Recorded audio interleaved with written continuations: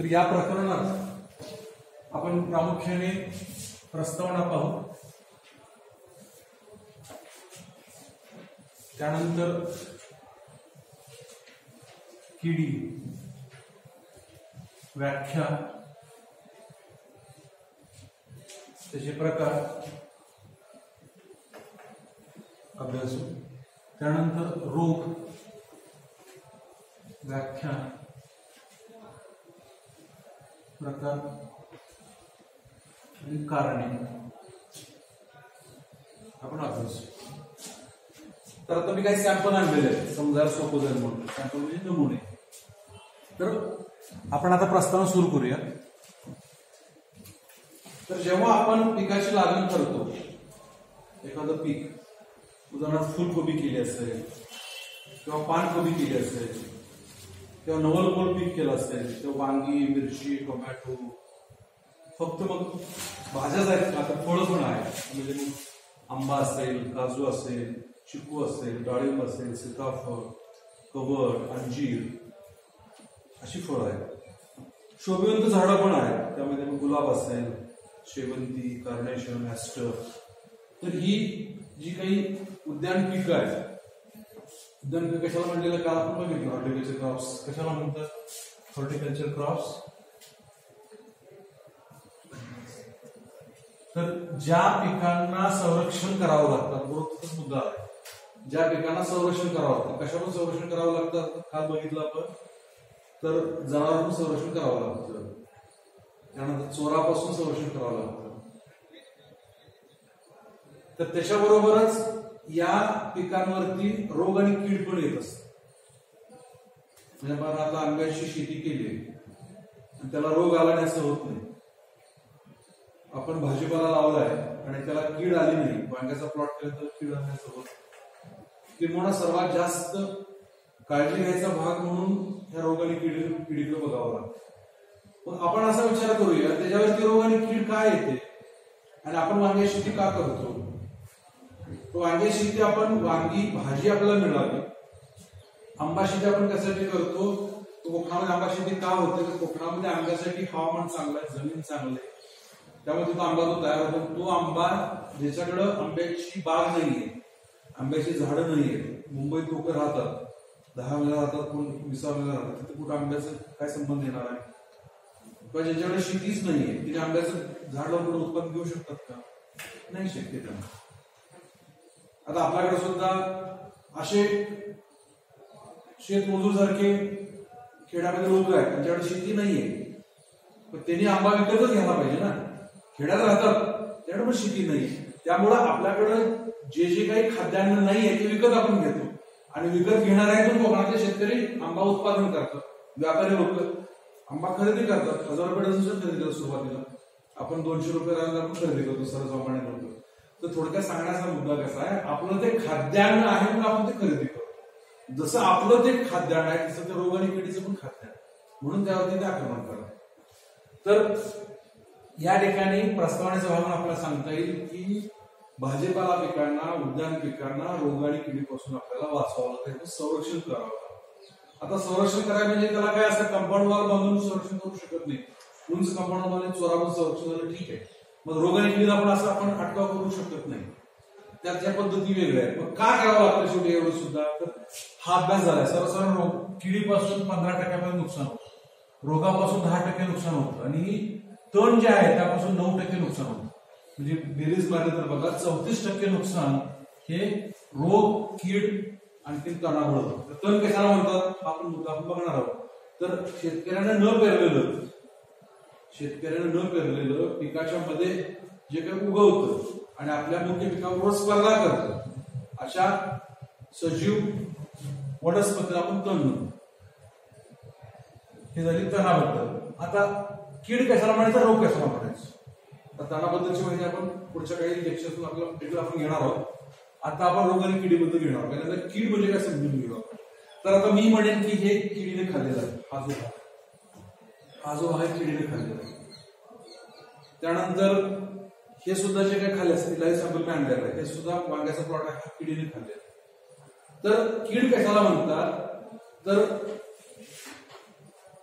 सजीवामधील अशी प्रजाती आहे की ज्यामुळं पिकाचं नुकसान होतं. नुकसान कसं होतं, तो भाग कुरतडून खातात. त्यानंतर हे पण किडीचं सॅम्पल आहे, आतमध्ये रस पोखरून तर खाल्लेलं आहे, नागाळी होतात, लक्षात येईल. त्यानंतर अनेक सॅम्पल आणले, त्याच्या पाठीमागं पण अशी कीड आहे पांढऱ्या माशी, ते पण रस शोषून खाते. तर थोडक्यात कीड कशाला म्हणतात, भूतलावरील अशी सजीव प्रजाती की जे पिकांचं कुरतडून किंवा रस शोषून नुकसान करते त्याला कीड म्हणतात, नुकसान करतात. त्यानंतर रोग, पुढचा मुद्दा. तर रोग कशाला म्हणतात, तर वनस्पतीमध्ये आता ह्याला आपण बुरशी आली असं म्हणतो, बुरी रोग म्हणतो. हा आहे तो करपा रोग म्हणतात, केळी सॅम्पल आहे. हे आहे ते भेंडी सॅम्पल. तर रोग म्हणजे काय हे सुद्धा आता रोगाचा सॅम्पल आहे. बुरशी आहे, त्या ठिकाणी करपा. तर रोग म्हणजे वनस्पतीच्या चयापचय क्रियेमध्ये अनिष्ट बदल होऊन त्याच्या वाढीवरती परिणाम होतो, त्याचं जे काही नैसर्गिक रूप असतं त्यामुळे बदल होतो, त्याला म्हणायचं रोग. आणि कीड कशाला म्हणायचं, तर अशी सजीव प्रजाती की ते पिकाचं कुरतडून किंवा रस शोषून नुकसान करत, त्याला म्हणायचं कीड. आणि रोग जो असतो तर रोग हा वेगवेगळ्या कारणामुळं, सजीवामुळं, अगर पाणी जास्त झाल्यामुळं, अगर घटक कमी पडल्यामुळं वनस्पतीच्या आतमध्ये काहीतरी बदल होतात आणि बाह्य स्वरूपामध्ये त्याचा काही नैसर्गिक जे काही हिरवा रंग आहे तो जाऊन त्या ठिकाणी पिवळा रंग गेलो होतं, ठिपके पडणं, अशा पद्धतीनं वनस्पती निस्तेज होणं, त्याला म्हणायचं रोग. हे आहे ते रोगाचे सॅम्पल आहे. आणि हे आहे ते कीटकाने केलेले नुकसानी सॅम्पल. त्याचा फरक तिथं रंग छान रंग आहे, लिंबाच्या लिंबूचा इकडे सॅम्पल आणलेला आहे. आतमध्ये मात्र छिद्र पडते, सलग पाहिजे होतं ना, पान सलग पाहिजे होतं, छिद्र पडायचं नुकसान करून ते कीड गेलेली. तिथं वांग्याचं पान आहे, तिथं मला दाखवलं मग हे सलग पाहिजे, तिथं मात्र छिद्र पाडून खाऊन हा भाग खाऊन तिथे कीड गेले. म्हणून हे कीटकानं किडीने केलेलं नुकसान आहे, त्याला म्हणायचं कीड, किडीने केलेलं नुकसान. आणि हे इथं काय आहे, तिथं कुठला भाग कुठला कमी जास्त झालेला नाही, पान आहे सगळं त्याचा कट करून आणलाय बघा. मात्र हे जे काही हिरवं आहे हिरवं राहिलेलं नाही. हिरवं राहिलेलं मग काय होतं आपल्या याच्यामध्ये, हिरवं राहिल्यामुळं त्याच्यामध्ये जे काय अन्न तयार होणार आहे ते अन्न कमी तयार होणार, पिकाची जी काय वाढ होणार आहे ती वाढ कमी होणार आहे, पिकाचं उत्पन्न जे मिळणार आहे ते उत्पन्न कमी मिळणार. समजा मिरचीचं सॅम्पल आहे, तर मिरची आपल्याला एका झाडापासून 25 मिरची मिळाली, त्याची एवढी लांबी पाहिजे, त्या ठिकाणी ती कुठे 10 मिरची मध्ये लांबी लहान असते. हे केळीचं सॅम्पल आहे. केळीपासून सरसपणे 100 ते 110 पर्यंत त्यामध्ये केळी निघायला पाहिजे, त्या ठिकाणी ते कुठे 60-70 निघतात, 50 निघतात, आणि लहान असतात, असं नुकसान होतं. त्यामुळे रोग आणि किडीतला फरक समजायला काहीच हरकत नाही. कीड म्हणजे काय, अशी प्रजाती की ते पिकाचं कुरतडून खाऊन रस शोषून नुकसान करते, त्याला म्हणायचं कीड. आणि रोग कशाला म्हणायचं, की वनस्पतीमध्ये अनावश्यक बदल होऊन चयापचय क्रिया बिघडते आणि त्याचा परिणाम म्हणून त्याची वाढ कमी होते किंवा पानाचा हिरवेपणा कमी होतो, त्याच्यामध्ये वेगवेगळे रंग येतात आणि पिकाचं नुकसान होतं. दोन्ही पण नुकसानच आहे. हे तर प्रचंड कुरतडून खाऊन नुकसान आहे किंवा रस शोषून नुकसान आहे, तिकडं त्याच्या वाढीवरती परिणाम होतो, वाढ कमी होते, उत्पन्न कमी होते. म्हणून ह्या दोन्ही पण संरक्षण करणं गरजेचं आहे. मग संरक्षण नाही केलं तर एवढं नुकसान होतं, यात वाढ पण होऊ शकते. लक्षात येईल. हे थोडक्यात किडीची व्याख्या. आता रोगाची व्याख्या म्हणजे त्याचे प्रकार आपण घ्या. आता किडीमध्ये 2 मुख्य प्रकार आहेत. पहिला प्रकार आहे तो कुरतडून खाणारी कीड, कुस्तोमी. पहिला प्रकार कुरतडून खाणारी, आणि दुसरा आहे तो रस शोषणारी. लक्षात येईल. कुरतडून खाणारी त्याच्यामध्ये अळी येते किंवा गुंगेर येतात, अळी किंवा गुंगेर येतात. रस शोषणाऱ्यामध्ये मावा, तुडतुडे. त्याची बंदोबस्त करायची पद्धत वेगळी, याची बंदोबस्त करायची पद्धत वेगळी, ते आपण बघूच थोड्या वेळाने.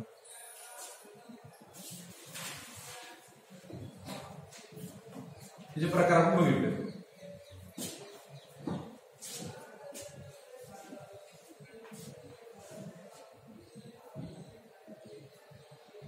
आता ह्याचा जर बंदोबस्त आपल्याला करायचा असेल हे किडींचा बंदोबस्त, किडीचा बंदोबस्त करण्यासाठी त्या ठिकाणी स्वच्छता व्यवस्थित ठेवायला पाहिजे. लिहून घ्यावं. तर ह्याचा बंदोबस्त करण्यासाठी किडीचा बंदोबस्त कसा करायचा, तर स्वच्छता, औषधांचा वापर,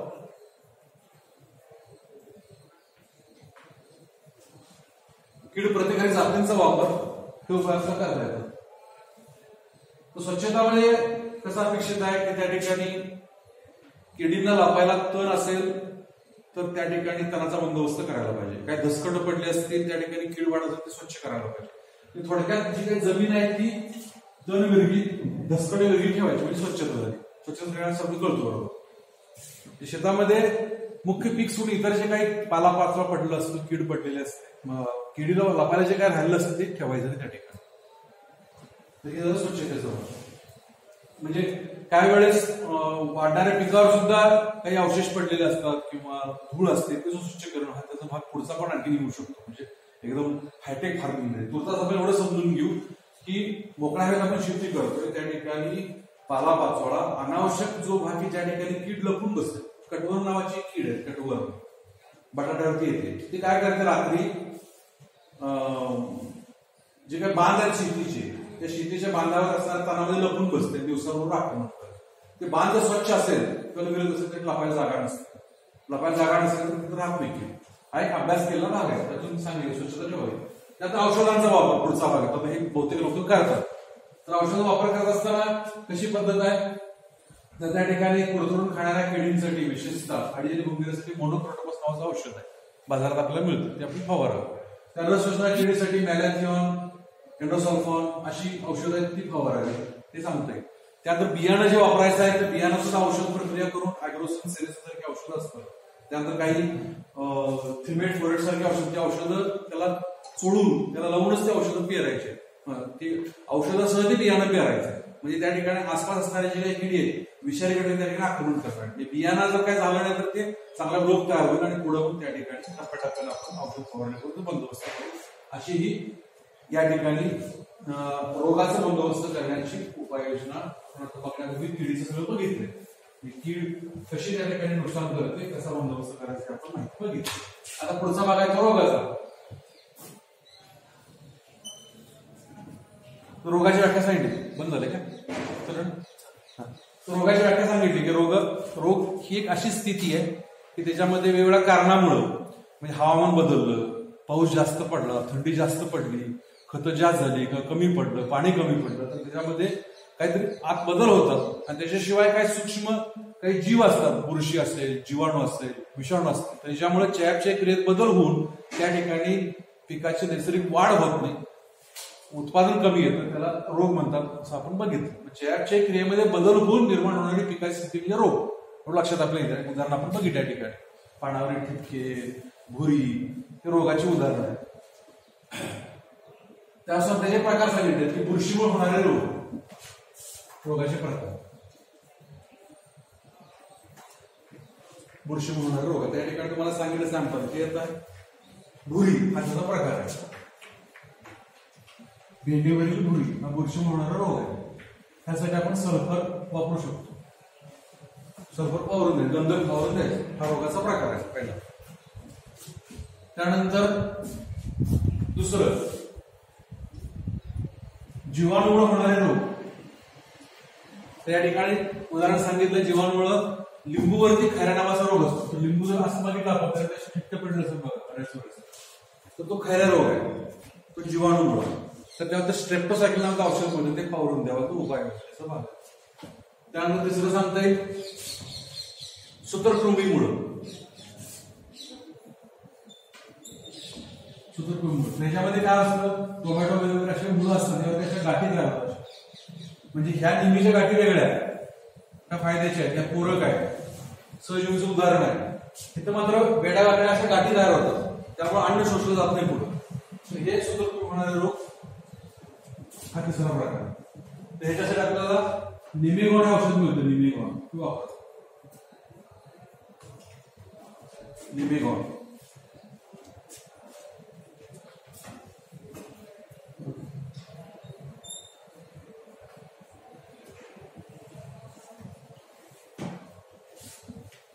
लक्षात येतं. आणि तिसरा आहे परोपजीवी. तर अंगावरती येणारा बांडगुळ हा एक प्रकार आहे, तर तो परोपजीवीचा प्रकार म्हणून या ठिकाणी दिलेला आहे. तर त्यावरची उपाययोजना म्हणून बांडगुळ कट करणं, बांडगुळ कटर नावाचं एक अवजार मिळतं.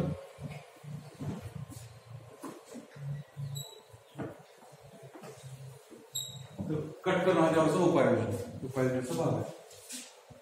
ठीक आहे.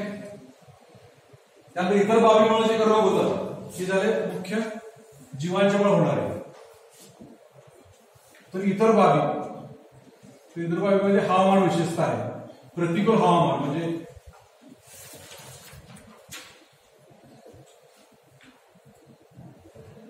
पाऊस जास्त पडणं, थंडी जास्त पडणं, लक्षात येतं, बर्फ पडणं, तर हे प्रतिकूल हवामानाचा मुद्दा आहे. तर याच्यामध्ये दूषित हवा जर असेल त्या ठिकाणी रोग येतात.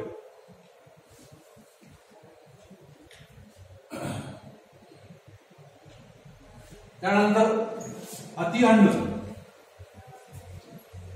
अन्नद्रव्य झाली तर काय रोग येतो. विशेषतः याच्यामध्ये सफरचंदामध्ये उतीनाश नावाचा रोग येतो.